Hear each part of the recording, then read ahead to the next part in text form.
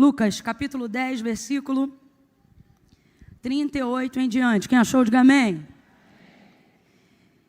Indo eles de caminho, entrou numa aldeia, e certa mulher por nome Marta o recebeu em sua casa. Tinha esta uma irmã chamada Maria, a qual, assentando-se aos pés de Jesus, ouvia a sua palavra. Marta, porém, andava distraída. Alguém aí consegue gritar uma outra versão além de distraída? Ocupada, atarefada. Essa última aí é qual? Inquieta, agitada. Tinha essa uma irmã chamada Maria, a qual, assentando-se aos pés de Jesus, ouvia a sua palavra. Marta, porém, andava inquieta, distraída, agitada em muitos serviços. Veja, gente, em muitos serviços. Agitada, inquieta, tarefada, em muitos serviços. Em muitos serviços. Então, diga para mim, essa mulher é uma trabalhadora, sim ou não? Ela está ocupada com uma demanda de responsabilidade, sim ou não? Então, de cara, eu já quero te dizer que esse nível de inquietação, tribulação, não é para gente desocupada, displicente. E aproximando-se, disse: Senhor, não te importas de que minha irmã me deixe servir só? Diga-lhe, pois, agora que se levante e me ajude a servir. Respondeu-lhe Jesus: Marta, Marta. Sou só eu, gente, ou mais alguém consegue ter essa impressão de que esse Marta, Marta é Marta, Marta? Tipo, você está brincando muito.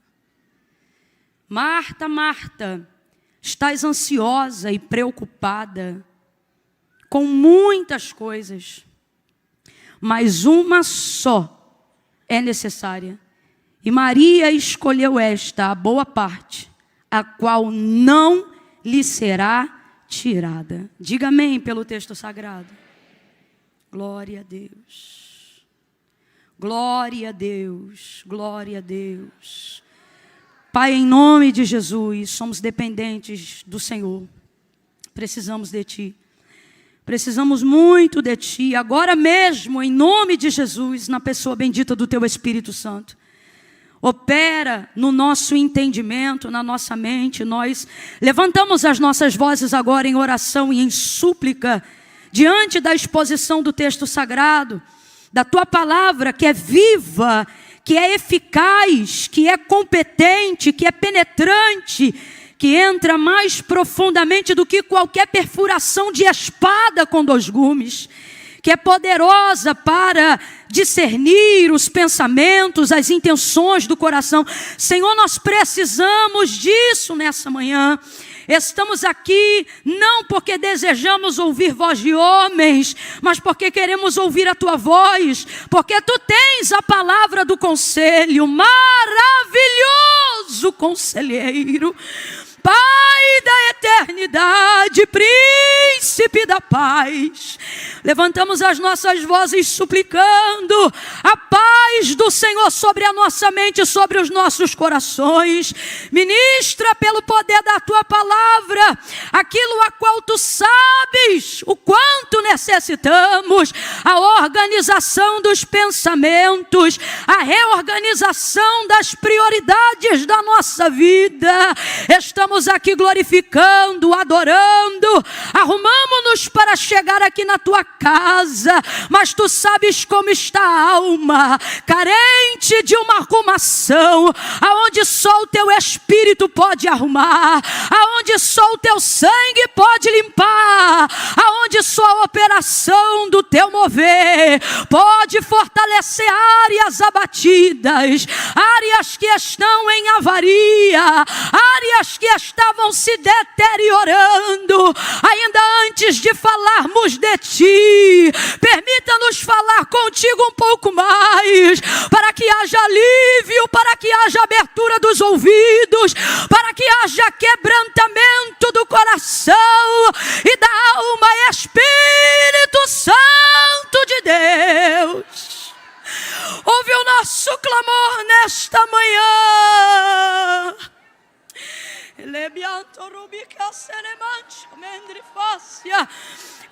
Senhor, clamamos, ajuda-nos a compreender a Tua palavra, não só aquilo que está sendo ouvido com os ouvidos de fora, mas a ser compreendido do lado de dentro. Pai, em nome de Jesus, envia socorro nesta manhã, socorro pela Tua palavra. Aqueles que estão acompanhando ao vivo agora conosco, nós levantamos as nossas mãos e os abençoamos e também suplicamos a eles de igual forma: alcança a sala desta casa com a mesma atmosfera, alcança, Senhor, essa sala onde alguém está cobrindo o plantão neste momento, alcança esse quarto aonde tem alguém que já não sai de lá de dentro aos domingos, alcança, Senhor, aqueles que foram alvejados na alma, mas o Teu Espírito não pode ser paralisado, o Teu Espírito não pode ser estacionado. Oh Senhor, eu oro como disse o apóstolo Paulo, quando ele disse: eu estou preso, mas a palavra de Deus não está em cadeias. Entra nesta manhã, por favor, Espírito, e move nos quartos, move na solidão, move no oculto, no profundo e no escondido. Nós oramos agora em nome de Jesus para aquelas pessoas que estão ocultando e escondendo a depressão, o plano suicida. Nós não vemos, às vezes elas almoçam no domingo conosco, vão às festas, mas já planejaram a morte. Corta o laço de morte nesta manhã, desfaz o plano suicida, a poder no sangue de Jesus. Oh Pai bendito,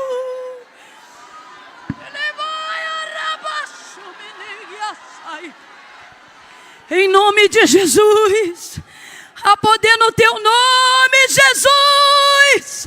Levante as mãos, suplique. A poder no Teu nome, Jesus. O Teu nome é mais forte do que a morte. O Teu nome é mais forte do que a enfermidade. O Teu nome é mais forte do que a tristeza profunda. O Teu nome é mais eficaz do que qualquer remédio. O Teu nome é poderoso. Entra onde a terapia não entra mais. Entra, Senhor, por favor, acessa a área que o psicólogo demoraria anos para acessar. Tu podes acessar nesta manhã, e esta é a nossa súplica. Acessa áreas que estão em oculto e escondido, em nome de Jesus. Fala conosco, fala conosco, fala conosco. Emanuel, fala conosco, fala conosco, porque quando Tu fala, o encantamento é quebrado. Quando Tu fala, o opressor bate em retirada. Quando Tu fala, aquele que vem por um caminho contra nós, por 7 caminhos, fugirá da nossa presença. Expulsa todo espírito de opressão, expulsa todo espírito de opressão. Sai, sai agora, sai em nome de Jesus, em nome de Jesus, sai. Diga comigo, igreja, sai, sai, diga, sai, sai, sai, sai, sai, em nome de Jesus.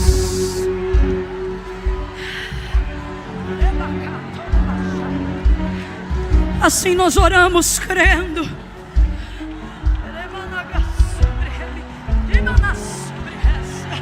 Em nome de Jesus. A igreja que triunfa no nome de Jesus, reaja diante dessa palavra de oração. Assuste o teu adversário com a tua fé. Jubile em meio a esse processo. Diga glória a Deus. Diga aleluia. aquele que venceu a morte.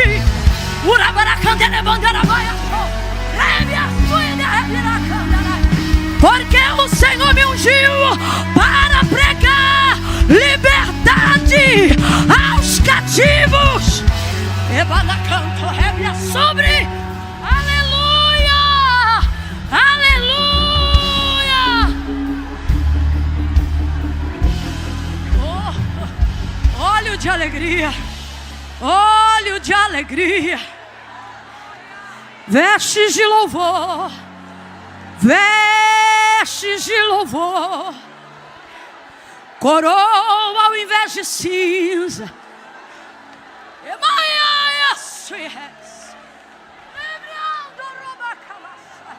Aleluia. Oh, aleluia. Aleluia.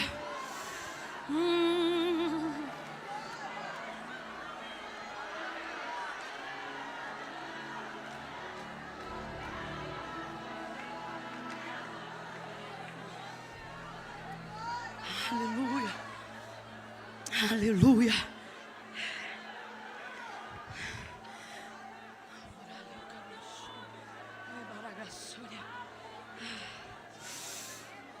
Aleluia. O apóstolo Paulo vai nos dizer assim, olha, em tudo somos atribulados. Eu acho tão linda a verdade, a sinceridade com que Paulo busca traduzir a compreensão do Evangelho de Cristo para nós. Ele não floreia, sabe?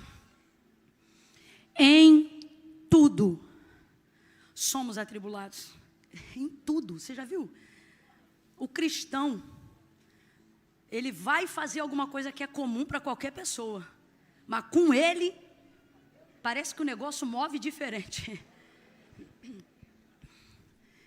Qualquer pessoa pode passar por qualquer procedimento cirúrgico, confiando na competência de um profissional, e não ter que fazer daquilo uma campanha, um motivo de oração, ou um clamor antes de entrar na sala de... Vai um crente marcar de fazer uma cirurgia e não manda uma mensagem, ou não dobra o joelho antes, dizendo, peraí, deixa eu falar com Deus aqui rapidinho, para você ver.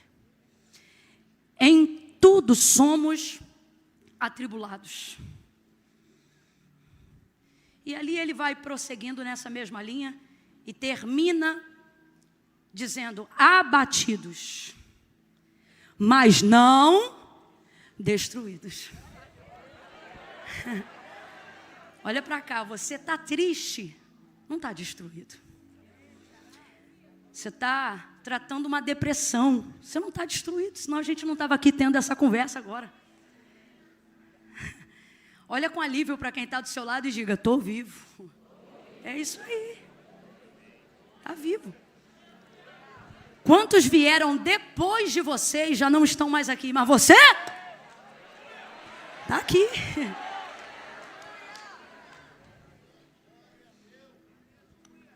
Então é inerente que essas coisas aconteçam na nossa vida.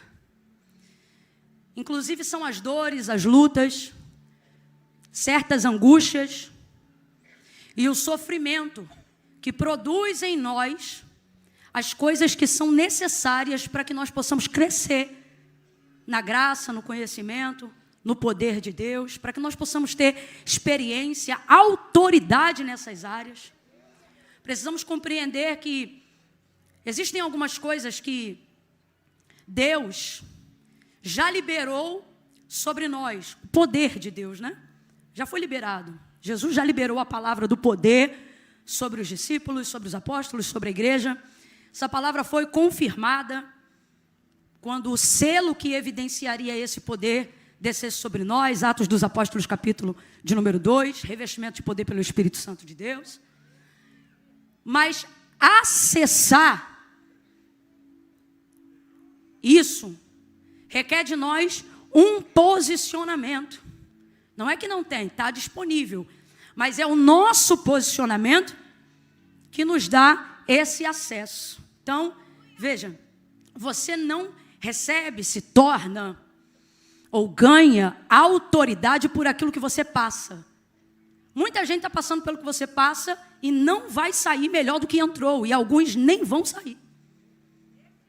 Então não é sobre passar por algo. Você já deve ter passado por alguém que disse que passou por alguma coisa e na conversa você percebeu o quanto essa pessoa ficou amarga em razão do que passou. Sim ou não? Veja que ela não se tornou uma autoridade, ela não manifestou poder para exercer essa autoridade mesmo depois de ter passado a luta que passou, o problema que passou, a situação que passou. Então aquela situação não conseguiu melhorá-la. Por quê? Porque não é passar por uma coisa que me dá autoridade para falar daquilo, viver aquilo ou lutar contra aquilo. Muita gente passa pelo que a gente passa, a gente ainda vai passar pelo que muito já passaram, mas você não ganha autoridade pelo que você passa, você ganha autoridade pelo que você supera. Existem coisas das quais você vai passar por elas, e esse deve ser o pensamento do cristão. Eu estou passando por isso. Eu estou passando pelo luto. Eu estou passando por um tratamento de quimioterapia. Isso configura a ideia de que não é aquilo que está passando por você, mas é você que está passando por aquilo. Compreende? Então, você atravessa aquilo, aquilo não atravessa você. Passa por você.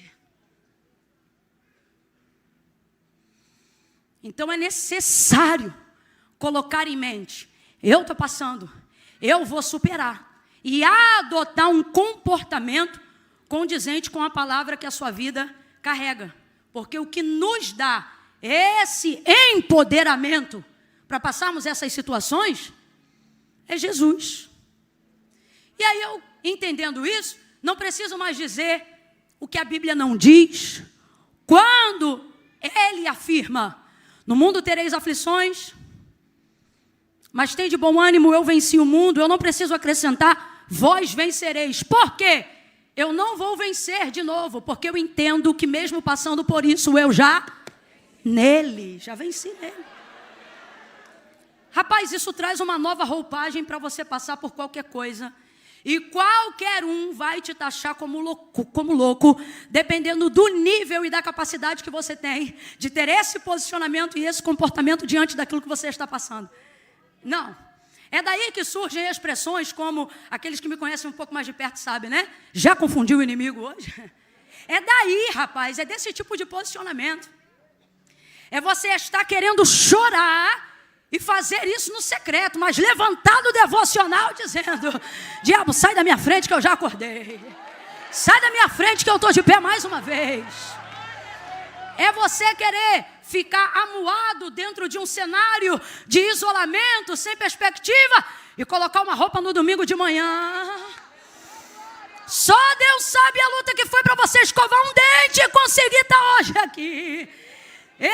Teve gente que levantou como se tivesse uma bigorna por cima das costas, pesos nos pés, não sabia o que era variz e o que era fúria do inimigo, mas aquele que desembaraça o teu caminho falou: vou ao encontro dela, vou ao encontro dele. Por quê? Porque ele está vindo ao meu. É contrariar, é não fazer o que o seu inimigo espera que você faça. Se ele quer que você chore, sorria. Se ele quer que você sorri, chore.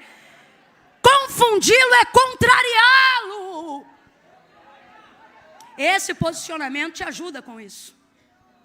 Te alinha a receber aquilo que Deus tem para você. Você acessa através desse comportamento. Agora, o que me afasta desse comportamento? Porque eu não tenho me sentido tão empoderado, Camila? Porque mesmo sendo crente, vindo aos cultos, frequentando a igreja, crendo no poder de Deus, crendo na manifestação do Espírito Santo, por que ainda assim, Camila? A verdade é que eu tenho andado apático, eu tenho me movido pelos outros, porque se dependesse de mim, Deus sabe, eu não teria motivação o suficiente para estar aqui nessa manhã. Por que isso está acontecendo? Ansiedade. A ansiedade é a porta de legalidade para todos os males. Eu disse todos. Vamos juntos? Eu disse? Complete aí, por favor. Todos. Jesus disse aos seus discípulos: eu não quero vocês ansiosos por coisa alguma. Por coisa alguma. Gente, isso aqui é muito sério. Se esse sentimento, se essa sensação fosse encarada como o inimigo que ela é, a gente não utilizaria ela nem para outros contextos quando falamos de expectativa. Sabe quando a gente está com uma expectativa muito boa de algo? E a gente diz, eu estou ansioso. E aí a gente percebe que a ansiedade que aquela pessoa está falando não é uma ansiedade ruim, ela só está com uma expectativa muito elevada. Mas se a gente compreendesse o peso verdadeiro e o significado dessa palavra, a gente evitava essa palavra até em outros cenários, porque a ansiedade é uma coisa terrível. E sabe o que é interessante sobre ela? Ela começa de maneira muito sorrateira. E às vezes ela começa até no sentimento bom. Só que os sentimentos da alma, eles têm isso. Por isso a nossa vida não pode ser governada por aquilo que a gente sente, mas por aquilo que a palavra de Deus diz. Porque os sentimentos, eles têm esse poder de, uma vez que você está entregue a eles, eles te canalizam para onde eles quiserem. E aí você começa a tomar todas as suas decisões pautadas nesses sentimentos. Sentimentos de alegria, sentimentos de tristeza. Como é que você acredita que um homem de Deus, uma mulher de Deus, de repente adultera do dia para a noite? Não é do dia para a noite. Foi necessário primeiro entregar-se ao governo de alguns sentimentos que provavelmente no seu início nasceram de coisas que eram prazerosas, boas. E quando se viu, já estava tomando-se decisões desastrosas e destruidoras. Nada é do dia para a noite. Então, acerca dos sentimentos da sua alma, desconfie de todos os que te levam para um nível de expectativa elevada em tudo que não for Deus. Seja uma manhã que você vai pregar, seja uma roupa que você vai usar, seja um prêmio que você vai ganhar, seja uma pessoa que você vai receber em casa. Eu estou lhe dando aqui uma dica prática.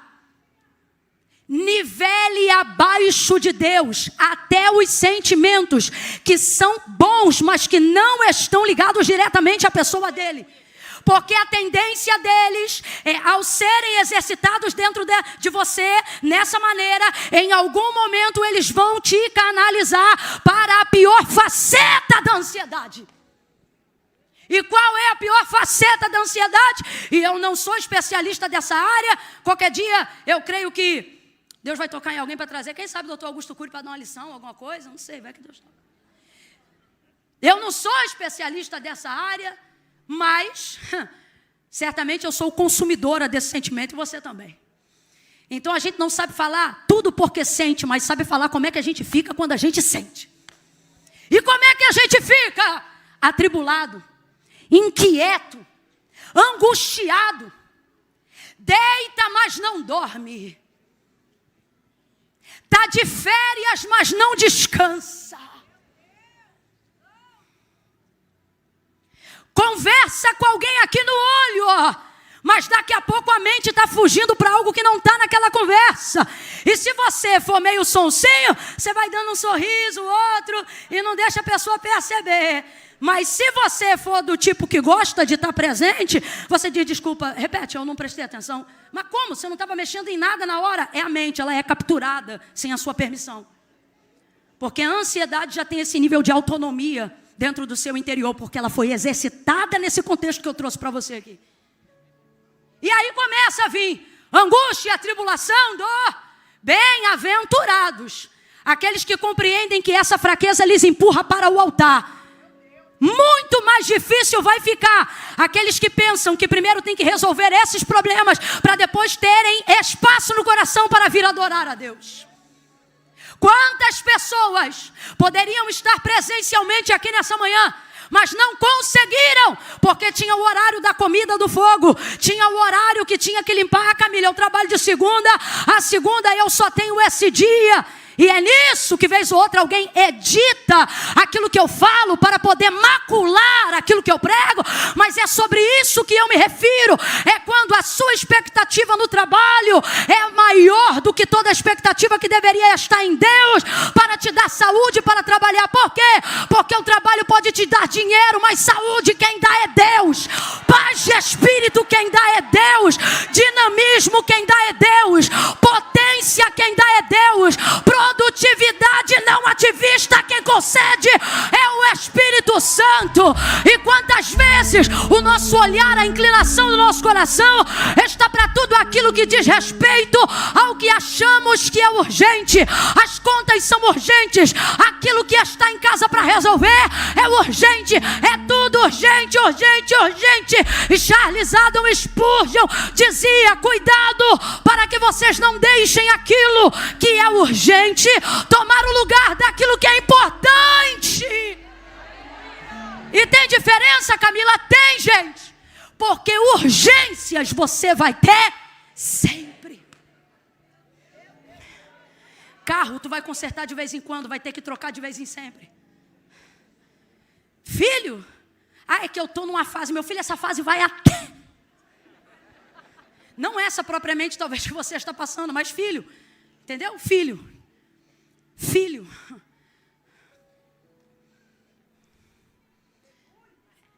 Isso aí vai ter direto. É que lá na empresa a gente está numa fase. Pare de chamar de fase a vida que você leva. Isso não é fase, é a vida que você leva. E essa vida é a vida que você vai levar. E a minha oração nessa manhã é para que você a leve, não ela te leve. A minha oração é para que você passe por ela e não que ela passe por você. Então cadê esse posicionamento? Falta autoridade. Por quê? Porque aquilo que é urgente tomou em mim o lugar daquilo que é importante. Importante. E é isso que Marta não entendeu. O que era urgente? O cuidado com a casa. A casa está cheia. Gente, eu tento me humanizar e ser o mais empática possível com a história de Marta, porque é fácil para mim e para você que já conhecemos o final da história, ou para a maioria de nós que estamos aqui, e entender, atribulada, angustiada, brincar e zoar com os irmãos, né? Fulano está atribulado. Ei, Marta, lá, fulano é Marta. A gente usa Marta, né, como um rótulo pejorativo para apontar alguns crentes que não estão no nível que a gente acha que deveriam estar. E eu tento tirar isso quando eu estou lendo o texto, porque quando você não sabe o final da história, o seu comportamento tende a mudar no meio dela. E a verdade é que Marta, você vê o texto abrindo e dizendo, uma mulher, certa mulher de uma aldeia, cujo nome era Marta, o recebeu em sua casa. Diga para mim, Marta é uma mulher generosa, sim ou não? Sim. Marta é uma mulher sábia, sim ou não? Sim. Ela reconhece o ministério de Cristo. Sim. Ela reconhece que Ele é o Filho de Deus vivo, sim ou não? Sim. Então você só vai ver qualidades. Outra coisa, Marta é uma mulher de proeminência. Marta é uma mulher que governa a sua casa. Você sabe que são 3 irmãos, Lázaro, Marta e Maria. Mas certamente ao falarmos de Marta, estamos falando daquela que exerce proeminência dentro da cidade. E como é que a gente sabe disso? Você vai ver, por exemplo, num outro episódio, Lázaro estava morto já há 4 dias. Antes de Jesus chegar na aldeia de Betânia, a notícia já tinha chegado a Marta. Esquece, contato é com Marta. Influência é com Marta.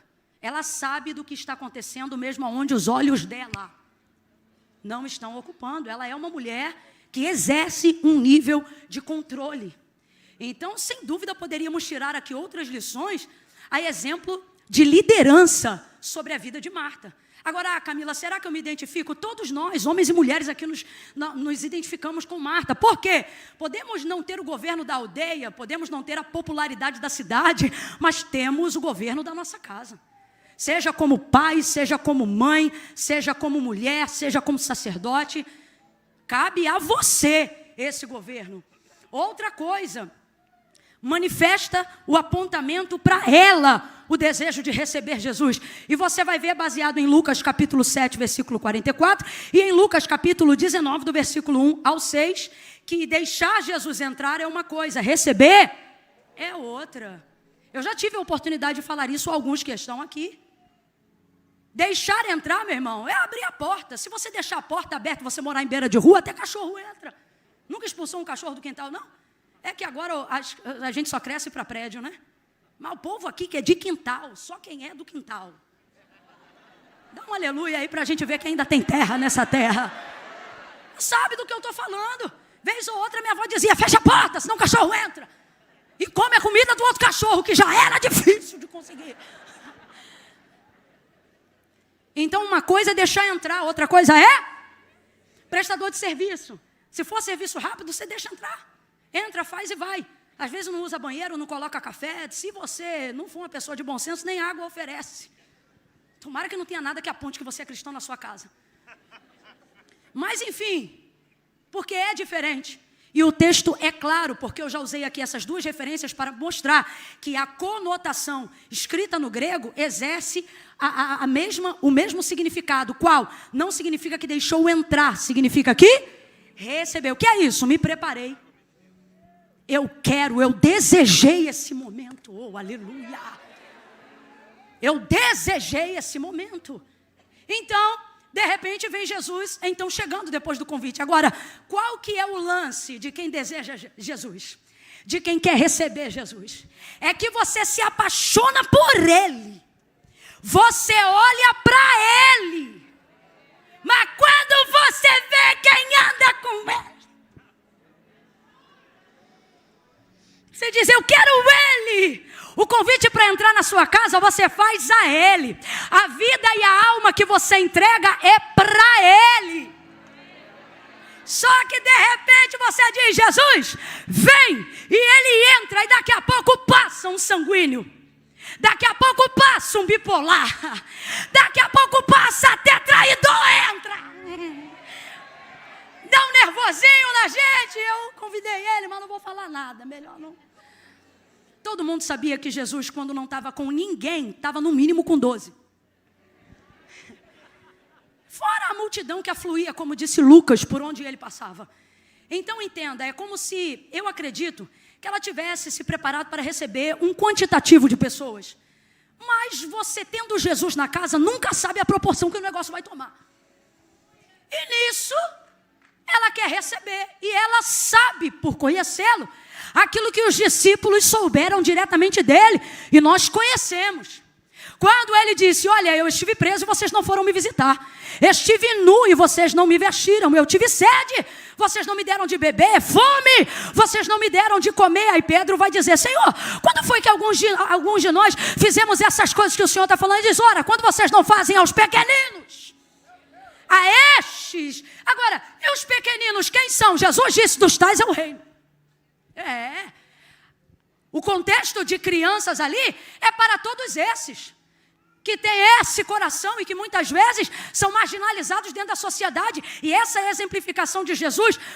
Boa parte utilizando termos que associam a quem é criança, tem tudo a ver, pode perceber, você deixa a criança ficar no seu meio, mas não deixa ela opinar, não deixa ela falar, não deixa ela se mexer, cala a boca, fica quieto, para, e faz assim, faz assim, faz. Pois Jesus disse, dos tais é o reino. Rapaz, se a gente entendesse o que de fato Jesus falou, a gente trataria as crianças com mais respeito. Então, ele diz, olha, quando vocês não fazem a esses, a quem? Aos pobres, aos cativos, aqueles a qual eu fui enviado. Jesus foi enviado aos pobres, de acordo com o texto messiânico de Isaías. Ou seja, o problema é que a gente só associa isso à escassez de dinheiro. Mas, irmão, pobreza é o tipo de adjetivo utilizado para várias áreas. Tem gente que é pobre de espírito. Inclusive, Jesus vai dizer, bem-aventurados os pobres. E ali ele vai classificar categorias de pobreza. Porque não é sobre não ter dinheiro, mas às vezes é não ter tempo, é não ter atenção, é não ter amor, é não ter afeto, é não ter respeito, é não ter carinho, é não ter acolhimento, é não ter afago. E não adianta, esse povo anda com Jesus. Hoje quem veio a esse culto, veio por causa dele, se apaixonou por ele, quer receber ele, mas está sentado ao lado de alguém, como João, como Pedro, talvez até de Judas. Você está me entendendo? Agora, neste mesmo capítulo, Jesus vai dizer para um jovem que queria segui-lo, para um jovem que queria andar com ele, ele vai dizer assim, olha, Guarda os mandamentos. Guarda os mandamentos. Cumpres o maior de todos eles. Qual? Ele vai dizer: amarás o Senhor teu Deus de todo o teu coração, com toda a tua força, de todo o teu entendimento, e ao teu próximo como a ti mesmo. Aí o que ouve pergunta: quem é meu próximo? Aí ele vai dizer, e vai contar a parábola do bom samaritano. Passa o sacerdote e negligencia o homem que estava espancado no caminho. Passa o levita e passa longe do homem que havia sido espancado no caminho. Aí de repente passa um samaritano, alguém que não tem título, alguém que não tem relevância, alguém em quem essa expectativa não seria gerada. E ele coloca azeite em suas feridas, lhe dá vinho para adormecer a dor, coloca sobre o seu cavalo, leva para uma hospedaria, trata e cuida daquele homem, e na descida, na recepção, ele deixa tudo pago e a promessa de pagamento àquele que o hospedou, dizendo: olha, tudo que ele precisar, você faz para ele, que na volta eu pago. Aí Jesus pergunta para aquele homem: quem você acha que é seu próximo? Diante dessa história ele diz: olha, eu penso que é aquele que teve misericórdia dele. Exatamente, esse é o próximo. Então nunca espere que por ter decidido andar ao lado de Jesus, você só vai caminhar com os príncipes da terra. Entenda a perspectiva do reino de Deus. Para falar de realeza, de príncipes e princesas, são daqueles que são seus servos. O que Jesus vai dizer acerca desses? Ele vai dizer: olha, no meu reino o maior é o que serve. Porque foi isso que ele fez quando esteve aqui. Então, receber Jesus e ter Jesus é ter que aprender a lidar, a amar, a servir toda a gente que vem com ele. Responda com inteligência a essa própria reflexão no seu pensamento. Jesus ficaria, ele se submeteria, sentiria-se honrado em ser aceito e recebido em uma casa que não recebe quem ele ama, que não apoia os seus amigos, que não dá de beber água aos seus discípulos, que não honra aqueles que estão com ele, só porque não são perfeitos com ele? Responda isso em seus próprios pensamentos. Jesus ficaria? Agora eu vou tentar colocar mais próximo da nossa realidade. Você ficaria onde seus filhos não são bem-vindos? Você ficaria numa festa honrosa e maravilhosa onde tem alguém desprezando aqueles a quem você ama? O filho que você trouxe ao mundo, o marido que foi fonte de campanha de oração para hoje ser uma alma que reconhece a Jesus como Senhor? Você ficaria nesses ambientes que rechaçam as pessoas que você ama, que humilham as pessoas que você cuida, que deixam de oferecer amparo, acolhimento às pessoas por quem você tem dado a vida, para que a alma delas não se perca? Pense, você ficaria? Então entenda, Jesus está dizendo: não importa o quanto você diz que me ame, não importa o quanto você diz que queira me receber, não importa o quanto você se prepare para que eu entre em sua casa, fica ciente, a melhor maneira de me amar é amando as pessoas que andam comigo, e elas não são perfeitas como eu, mas elas são minhas. Elas são minhas. Mas eu não vim só falar de amor, eu vim falar da responsabilidade que é amar. Porque é o motivo de tantas doenças, porque é o motivo de tanta tristeza, porque é o motivo de tanta angústia, porque é o motivo de todos os sentimentos consumindo a nós mesmos como uma implosão de dentro para fora, porque pelo aumentar da iniquidade o amor de muitos se esfriaria. E Deus quem é? Disse João: Deus é amor. A ausência de Deus, aonde não há manifestação de... Você não consegue nem falar.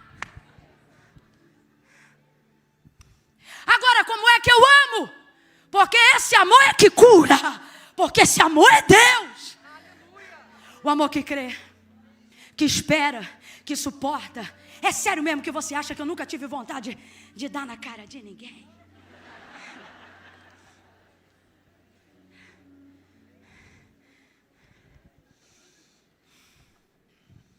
Se o que te impede de fazer isso for a sua reputação, prepare-se para ficar doente.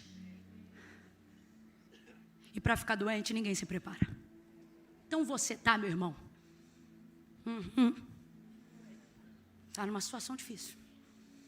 Agora, se toda recepção, se tudo que você diz está fazendo por Deus e para Deus, tiver como base o amor do Deus que te amou, e que por isso te motivou a recebê-lo e a desejar o seu filho, prepare-se. O céu vai compensar toda a renúncia que aqui em nome desse amor você fizer. Haverá cura para as emoções que te esmigalham e te humilham no seu interior. Rapaz, o amor, ele cura mesmo, porque o amor genuíno é Deus. É Deus. Marta vai aprender. Ele entra, todo mundo entra. Agora, quem é Marta? É uma alienada? Olhe para cá. Esse nível de angústia e tribulação que Marta está vivendo e que você está vivendo não é coisa de alienado. Deus me trouxe hoje aqui para dizer que você ainda é lúcido, meu irmão. Deus me trouxe hoje aqui para você que pensou que já estava beirando a loucura. Camila, síndrome do pensamento acelerado. Eu já não consigo mais organizar meus pensamentos. Camila, eu dobro o joelho para fazer uma oração. Eu não consigo orar mais do que 20 segundos. Me viciei em dopamina barata. Estou conectado a telas. Camila, eu estou passando ridículo de ter que entregar propósitos digitais, porque não consigo mais cumprir as disciplinas espirituais se eu mesmo não me punir. Se eu mesmo não me castigar. Esse é o nível que eu estou, Camila. E é complicado porque eu quero Deus e o querer bem está em mim, mas o bem que eu quero e me programo para fazer eu não consigo, e o mal que eu não quero, quando vejo, já passei 3 horas na tela, já passou o dia e eu não orei. Minha vida está uma batalha, uma zona de guerra. E aí eu te pergunto, você me vê pregando nessa noite e diz: o que essa palavra tem a ver comigo? Tudo, porque e se eu te disser que o princípio da cura não está no remédio, mas no confessar da ausência de sentimentos que já não governam mais você, como o amor de Deus. Até me expressei errado, né? Não é ausência de sentimentos, é ausência de certeza. Porque não é sobre sentir, é sobre saber. É sobre saber. Deus é amor. Então, eu tenho que amar. Em quem se manifesta rapidamente o amor de Deus em nós? Quando amamos o próximo. E é como dizem aí a grosso modo. Deus mandou amar o próximo. E o problema não é amar. O problema é o próximo.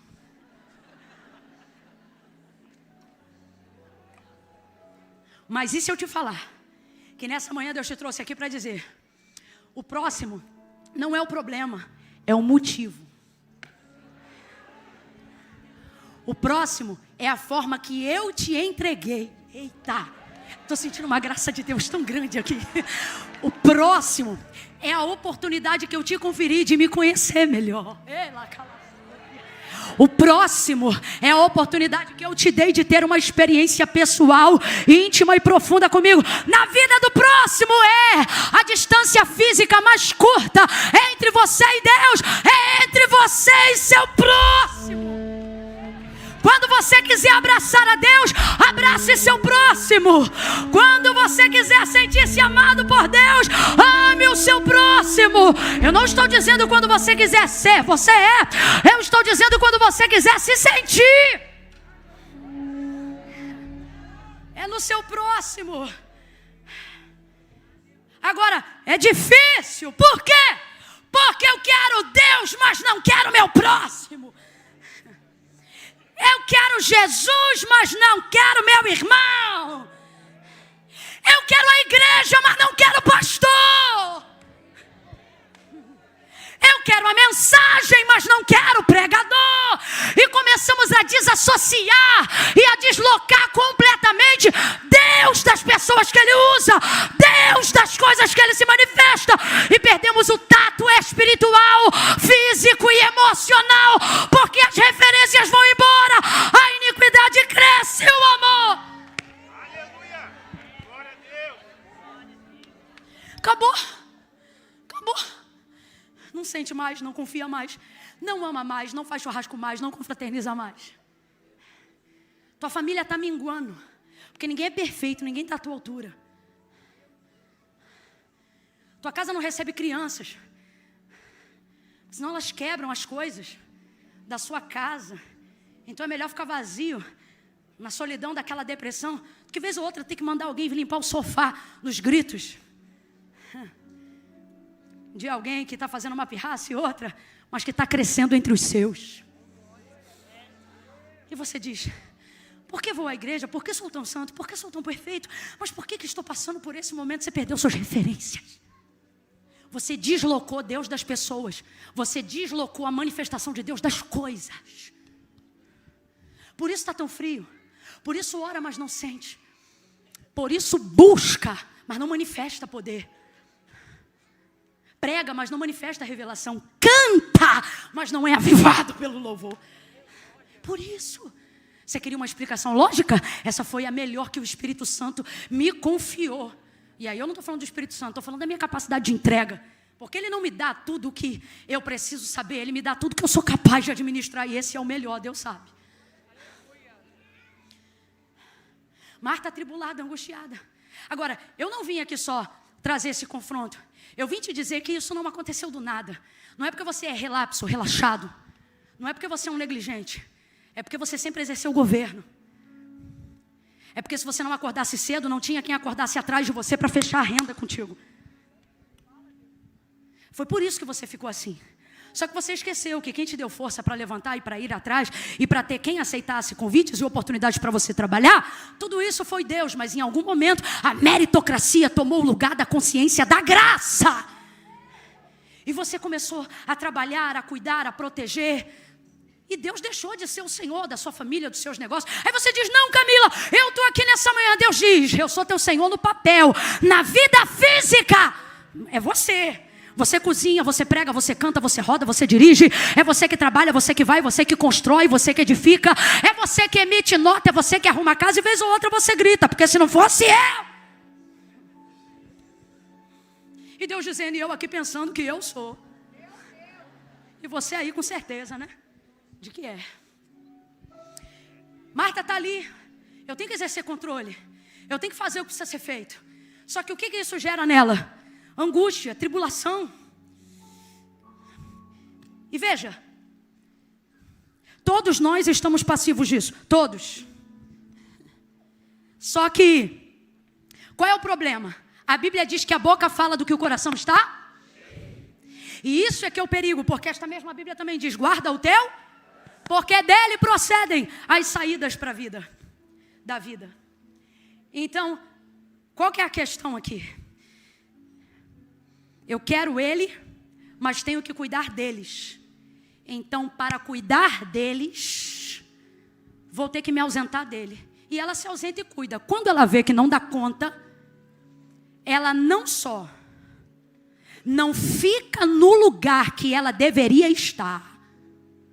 Porque, Camila, tem um lugar, gente, goste você ou não, acredite alguém nisso ou não, a verdade é que todos nós temos um lugar para estar no propósito de Deus. E toda a tormenta que carregamos na nossa vida normalmente tem a ver com o fato de não estarmos nesse lugar. Por isso estamos sempre em outro lugar, não querendo estar ali. Porque há em nossa alma a perturbação de quem sabe que não está aonde deveria estar. Então, veja isso, como é perigoso. E eu prometo que eu caminho para encerrar aqui. Marta não só vai sair do lugar em que ela não deveria estar, como vai procurar tirar alguém que está aonde deveria estar. Esse é o estopim da tribulação. Esse é o estopim da tribulação. É quando o lugar que eu estou passou a produzir tanta perturbação em mim, em nome do que eu faço, que para ter a ajuda que eu quero, eu vou ter que tirar alguém da posição que Deus quer. Gente, isso é muito sério. Porque se você tirar toda a introdução colocada no texto, é exatamente isso que vai acontecer. Ela não está aonde deveria estar. E como é que a gente sabe disso? Pela maneira como Jesus a adverte. E pela maneira como Jesus usa a posição de Maria para referenciar Marta. Se situa, ok? Então, ela não só não estar aonde deveria estar, como ela vai usar do acesso que ela tem a Ele, da intimidade que ela tem com Ele, para pedir que Ele tire alguém. Eu tenho medo de usar meu relacionamento com Deus para essa finalidade, gente. Porque era isso que os fariseus achavam que podiam fazer. Achar que a nossa intimidade, que o nosso culto, que a nossa religião faz a gente ter um nível de intimidade com Deus que nos dá autonomia para dizer a Ele como Ele tem que operar, para dizer a Ele quem pode estar diante dEle e quem não pode. Jesus, sou eu sozinha no temor ou mais alguém me acompanha? Porque se alguém também está temendo, abra a boca e diga: misericórdia, Jesus, misericórdia. Misericórdia de usar meu monte, meu jejum, misericórdia de usar meu dom, meu talento, misericórdia de usar minha influência, misericórdia de usar minha capacidade, misericórdia de usar o meu governo, misericórdia de usar a autonomia do meu lar no nosso relacionamento. Irmão, quem está acostumado a dar ordens para todo mundo não tem dificuldade de vacilar num relacionamento e achar que pode dar ordem para Deus. Uma mulher com a influência dela, você pode ter certeza que Jesus não é a primeira pessoa a estar recebendo uma sugestão, um comando dela naquele dia.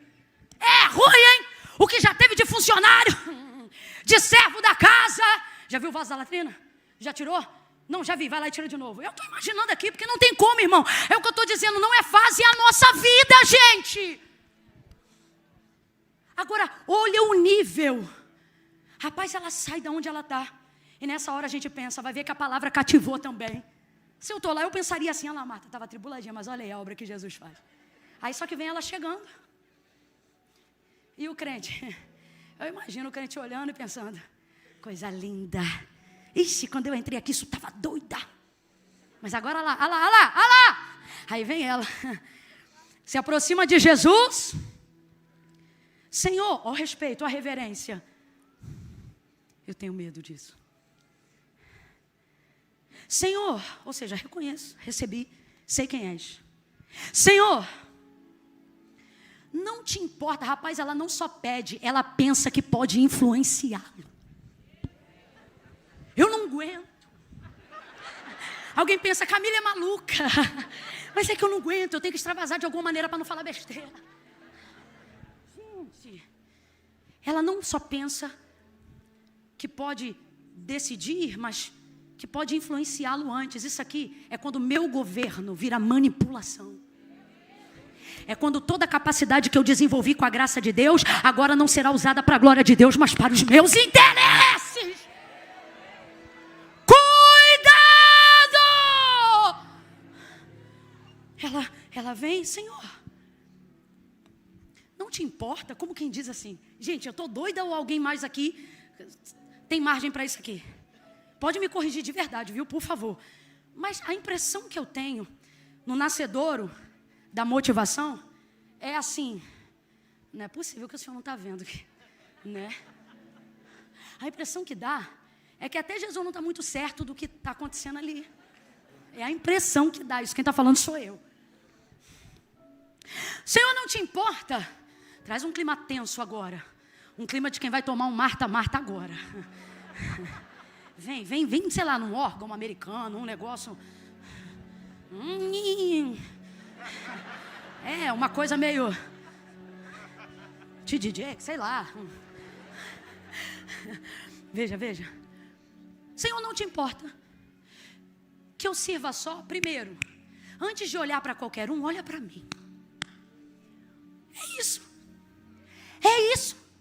O Senhor está aí falando com eles, mas não está me vendo. O Senhor está aí pregando para eles, mas não está me assistindo. E olha quem está te servindo. Gente, porque nessa casa o Senhor sabe que só eu que oro. Porque nessa casa o Senhor sabe que se eu não fizesse uma campanha... Olha para mim, olha para as minhas obras, olha para o meu serviço, olha para a minha história, olha para o que eu estou fazendo para o Senhor. Será que ao ver isto, minha tribulação, as dores que eu carrego porque eu decidi te receber, a pia cheia de louça porque eu quis que o Senhor viesse, as caras amarradas e estranhas porque estão achando que não estão comendo o suficiente. Tudo isso porque eu quis te receber. No fundo, galera, tem isso tudo. Será que vendo isso, ou seja, o Senhor não se importa de me ver aqui? O Senhor não se importa. Agora, consciente de que eu estou falando que eu tenho certeza que eu estou certa, diga-lhe, pois, agora.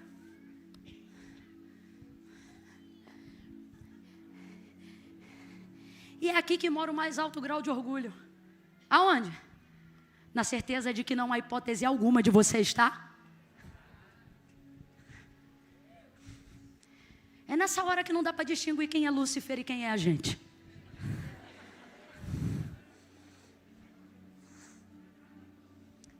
Diga-lhe, não, vamos rasgar aqui.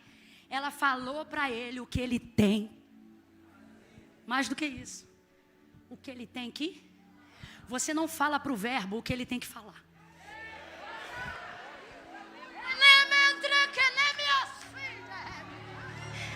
Sua intimidade não te dá autonomia. Eu não sei para quem, talvez para mim de novo, mas Deus manda dizer: sua intimidade não te dá autonomia. Nosso relacionamento não te dá autonomia. Não pare a minha obra pela tua obra. Não pare o meu projeto pelos teus projetos. Não pare a minha vontade pela tua vontade. Minha intimidade contigo não te dá autonomia comigo. Eu ainda sou o Senhor. Me mandou entrar, agora aguento o peso da responsabilidade de me receber. Aonde eu entro eu mando, aonde eu entro eu faço, aonde eu entro o controle é meu. Eu preguei uma mensagem antes de vir pra cá, Marta, e a mensagem foi: se alguém quiser vir após mim, negue-se a si mesmo, tome sobre si a sua cruz e siga-me. Diga comigo, siga-me. O que foi que Jesus disse? O que foi que Jesus disse? Sabe o que ele está dizendo? Antes de eu entrar eu estava lá e você aqui, mas agora que eu entrei eu estou aqui e você lá. Lá onde? Atrás de mim, atrás das minhas vontades, atrás do meu querer, atrás das minhas decisões, atrás do meu comando, atrás do meu governo, atrás do meu controle, atrás da minha vontade. Marta, Marta.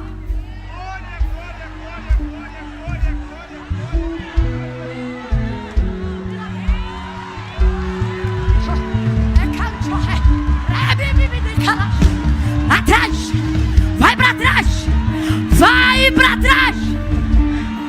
A casa que eu entro é tua, mas você não manda mais nela. Decide para alguém aqui hoje. Assim pergunta o Senhor: quer que eu fique?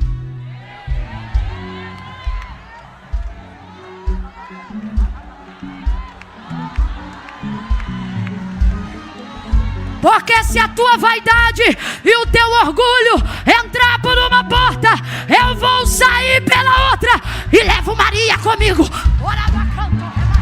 Sou eu que estou falando para você entender, para eu entender.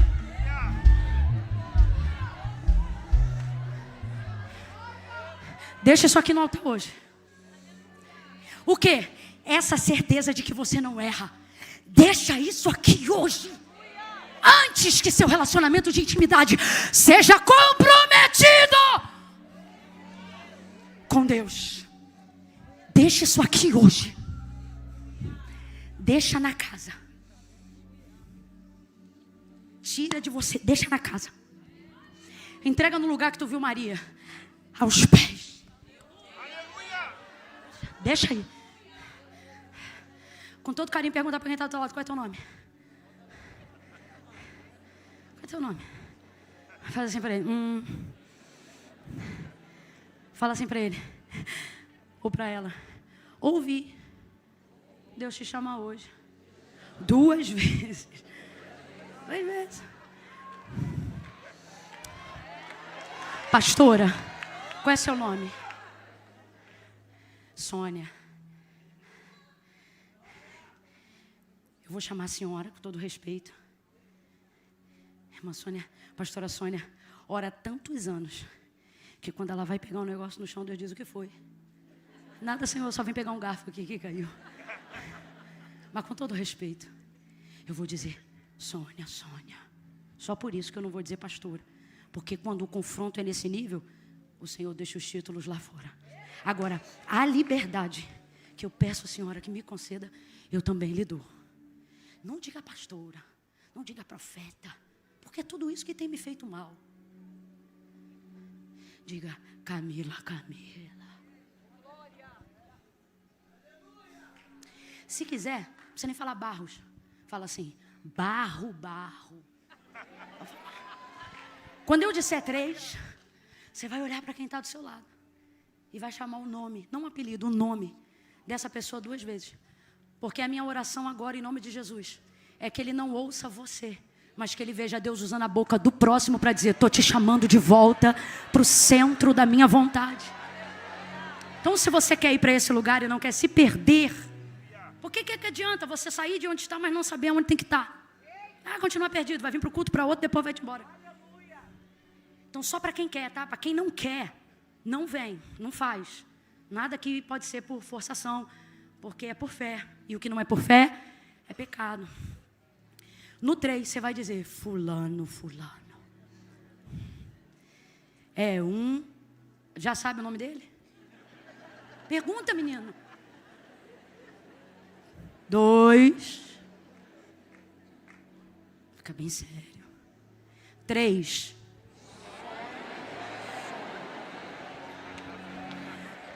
Vem para o centro da minha vontade. Volta para o centro do meu corpo. Quem está ouvindo ele chamar, fica de pé. Quem quer ouvir? Quem aguenta? Quem prefere ouvir uma repreensão, mas prefere isto do que deixar a ouvir Deus falar? Prefiro que me chames, que me corrijas, que me traga para perto, que sinta falta da minha presença contigo, mas não me deixe me perder em mim mesma sobre a justificativa de que eu te encontrei. Porque quem se encontra com ele de verdade não se perde. Não se perde. Marta, Marta. Marta, Marta. Marta. Eu só ouvi. Se alguém aqui, se os pastores lembrarem de mais alguém, me ajuda a endossar.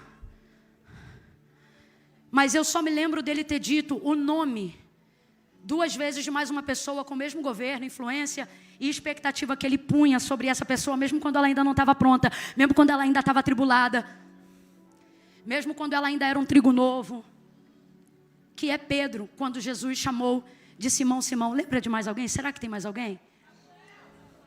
2 vezes também Saulo, Saulo. Veja, não coincidentemente, pastor, também é um escolhido.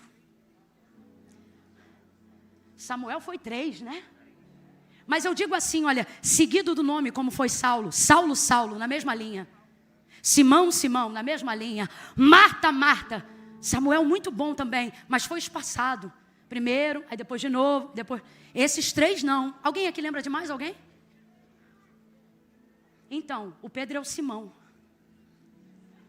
Que eu me lembro agora, são esses. Mas dizem que para provar alguma tese é necessário uma tríade ou um tripé para começar a ter base. E eu acho que a gente já encontrou aqui. Pastor Dilton, já pensou se o senhor não vem a esse culto? Eu acabava com esse tópico agora. Simão, Simão, Satanás pediu para ti, Ciro, andar como trigo. Mas eu roguei por ti, ao Pai, para que a sua fé não desfaleça. Então, quando te fortaleceres, ou melhor, quando te converteres, fortalece seus irmãos. Estava atribulado Pedro, estava ou não estava? E o Saulo, que nem sabia ainda quem Jesus era. Mas para saber, teve que trazer. E trouxe no chamamento. Lembra a revelação? Atos 9. Saulo, Saulo, por que me persegues? Você está no lugar errado. Ele foi lá encontrar ele. E agora Marta? Nessa manhã aqui. Marta, Marta. Curve sua cabeça e peça ao Senhor. Senhor, chama meu nome. Eu vou te dar um minuto. Fecha os olhos, peça. Senhor, chama meu nome. Chama meu nome. Tira de mim essa tribulação de querer tirar os outros do lugar deles, só porque eu não me sinto bem aonde eu estou. Senhor, tira de mim esse sentimento de que o problema está com todo mundo, menos comigo. Tira de mim, Senhor. Tira de mim a certeza de que eu sempre estou certo. Tira de mim a certeza de que eu não erro. Tira! Por favor, nessa manhã, me lava, me purifica. Expurga de mim, como disse Davi, os pecados que me são ocultos, aqueles que a minha consciência não acessa, mas o teu Espírito tem liberdade. Ore comigo agora e diga isso: o teu Espírito tem liberdade.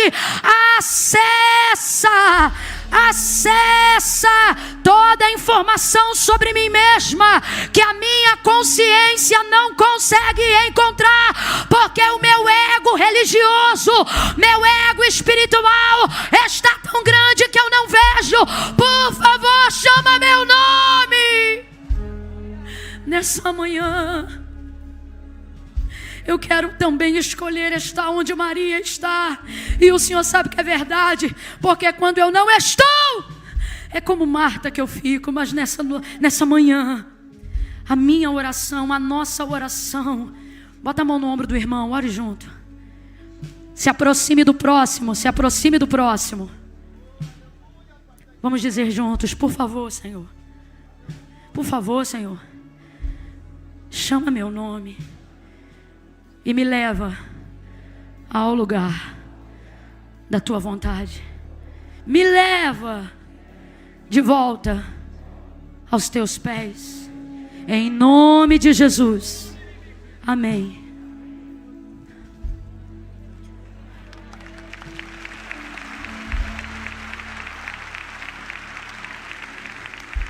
Corre aqui rapidão, você. Corre. Você, meu filho, corre.